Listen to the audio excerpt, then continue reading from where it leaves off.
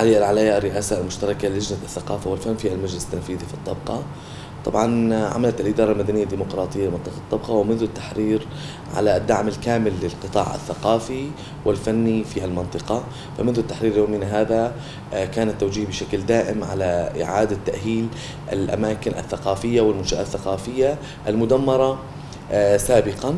عملنا خلال الأعوام الماضية على إعادة تأهيل المركز الثقافي في الطبقة، إعادة تأهيل المركز الثقافي في الجرنية، وأيضا كافة المنشآت الثقافية. وفي بداية عام 2023 ومنذ أيام قليلة بدأنا مع مساعدة الجهات المعنية بإزالة الركام من الجزء الغربي للمركز الثقافي وهو مدمر وبشكل كامل.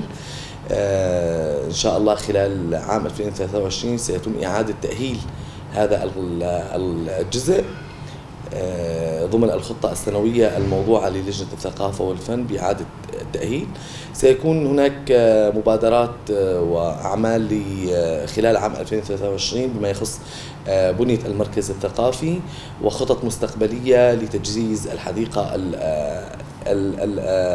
التي هي أمام المركز الثقافي من جهة الشارع، وإن شاء الله نقوم بدراسة فتح الباب الثاني للمركز الثقافي. طبعا المدة الموضوعة لإزالة الركام هي شهر ونصف، يعني إن شاء الله حتى نهاية الشهر الثاني سيكون هذا المركز بشكل كامل مزال من الركام الموجود في القسم الغربي، وبالأيام القليلة أو الأشهر القليلة القادمة سيتم إعادة هذا القسم.